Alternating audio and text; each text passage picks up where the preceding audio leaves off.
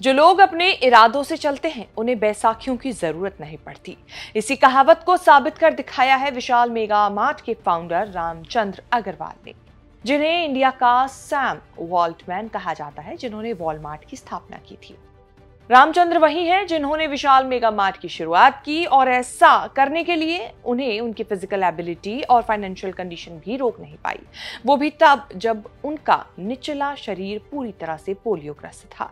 कभी एक फोटोकॉपी की दुकान चलाने वाले रामचंद्र करोड़ों की कंपनी के मालिक बने।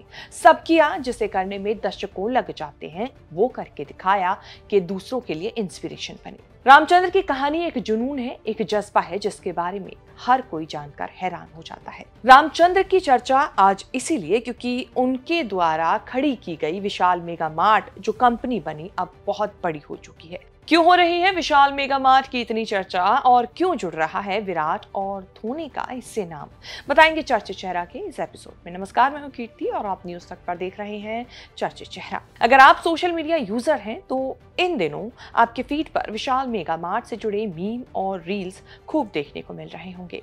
इन सब मीम्स का थीम एक ही है, विशाल मेगा मार्ट के सिक्योरिटी गार्ड बनने के लिए मची होड़। दरअसल बीते दिनों विशाल मेगा मार्ट ने भारत के अलग अलग हिस्सों में 645 से भी ज्यादा स्टोर्स के लिए हजारों सुरक्षा गार्ड यानी कि सिक्योरिटी गार्ड की वैकेंसी का ऐलान किया था, जिसे सोशल मीडिया पर यूजर्स ने मजाकिया अंदाज में पेश किया। सोशल मीडिया पर चल रहे विशाल मेगा मार्ट गार्ड की जॉब वाले मजाक को एआई से बने मीम्स ने और भी मजेदार बना दिया। इन मीम्स में क्रिकेटर एमएस धोनी और विराट कोहली के साथ फुटबॉलर रोनाल्डो का गार्ड की यूनिफॉर्म में मीम वायरल हो रहा है। लोगों ने न केवल खिलाड़ियों को गार्ड बना दिया बल्कि नकली फोटोज भी उनकी मॉर्फ्ड करके और एआई का इस्तेमाल करके सोशल मीडिया पर शेयर की। इतना ही नहीं बल्कि नकली कोचिंग सेंटर और फर्जी इंटरव्यू की तस्वीरें भी शेयर की। लोगों ने इतना बड़ा चढ़ाकर इस मजाक को पेश किया कि इस नौकरी के लिए एक फुल एंट्रेंस एग्जाम की कहानी गढ़ दी गई। एक वायरल इंस्टाग्राम पोस्ट के मुताबिक विशाल मेगा मार्ट के गार्ड की पोस्ट के लिए 1 अप्रैल को एंट्रेंस एग्जाम में करंट अफेयर्स और इंग्लिश के साथ लोकल लैंग्वेज से जुड़े सवाल पूछे गए। इतना ही नहीं, पोस्ट में ये भी कहा गया कि जिन कैंडिडेट्स को शूटिंग या मार्शल आर्ट्स की एक्सपीरियंस जरा भी है तो उन्हें को लेकर प्रायोरिटी दी जाएगी। इसीलिए विशाल मेगा मार्ट और इसके फाउंडर रामचंद्र अग्रवाल चर्चा में बने हुए हैं। कोलकाता के एक साधारण से परिवार में जन्मे रामचंद्र अग्रवाल को 4 साल की उम्र में ही पोलियो ने अपनी चपेट में ले लिया था। इसका असर यह हुआ कि उनका निचला शरीर एकदम बेकार हो गया, लेकिन इसके बावजूद उन्होंने ना अपनी शारीरिक हालत को बहाना बनाया और ना ही आर्थिक तंगी को रोड़ा बनने दिया। पढ़ाई पूरी की, डिग्री हासिल की, नौकरी की, पर दिल ने साफ कह दिया ये 9 से 5 की नौकरी मेरे बस की नहीं, मैं कुछ अपना करूंगा, कुछ बड़ा करूंगा। उधार के पैसों से कोलकाता में छोटी सी फोटो कॉपी की दुकान खोली, दिन भर खुद ही मशीन चलाते, ग्राहकों से बात करते और रात में अगला कदम सोचते। लेकिन इस छोटे से स्टार्टअप में मन नहीं लगा। इसके बाद उन्होंने सॉफ्ट ड्रिंक बेचना शुरू किया, पर मुनाफा ना के बराबर रहा। फिर रुख किया कपड़ों के बिजनेस में। यही वो मोड़ था जहां उन्होंने असली ताकत को अपनी पहचाना और बाजार की नब्ज भी टटोली। काम तो चल रहा था लेकिन सपना कुछ और बड़ा था। एक ऐसा स्टोर जहां लोग अपने पूरे परिवार के लिए कपड़े, ग्रोसरी और जरूरत की हर चीज एक ही छत के नीचे खरीद सके। मतलब ये एक आम आदमी को किफायती कीमत में सब कुछ एक ही जगह देने का एक प्लान उन्होंने बनाया था।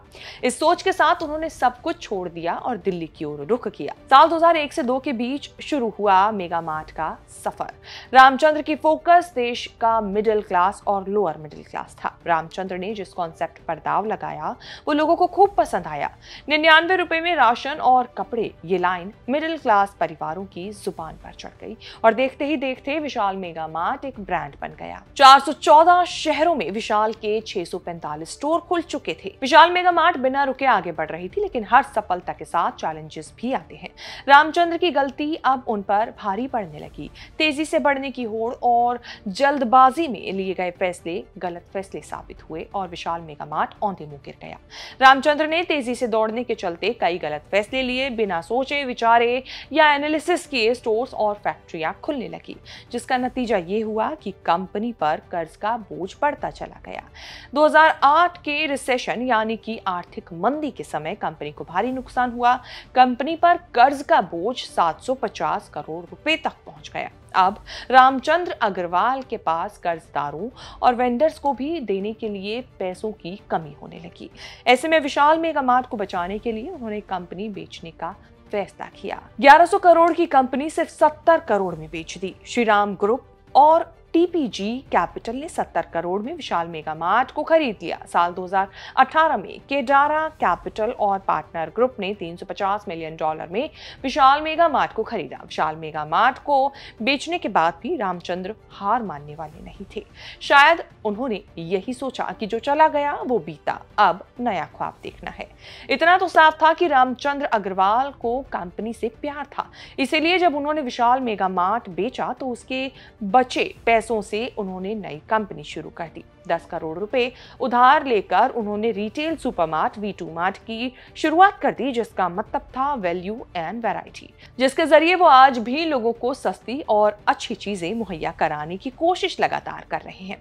कभी कभी कुछ कहानियां इतनी इंस्पायरिंग हो जाती हैं कि आप उन्हें सुनकर खुद से पूछने लगते हैं कि क्या मैं भी कुछ बड़ा कर सकता हूं या कर सकती हूं।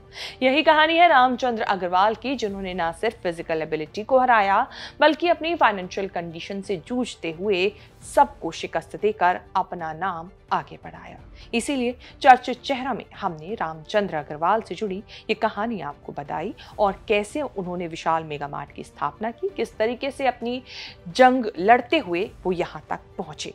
उम्मीद है ये रिपोर्ट आपको पसंद आई होगी। इसे लेकर आपकी जो भी राय कमेंट सेक्शन में जाके हमें अपनी बात जरूर बताएं। इस तरह की खबरें आगे भी देखने के लिए बने रहें न्यूज़ तक के साथ।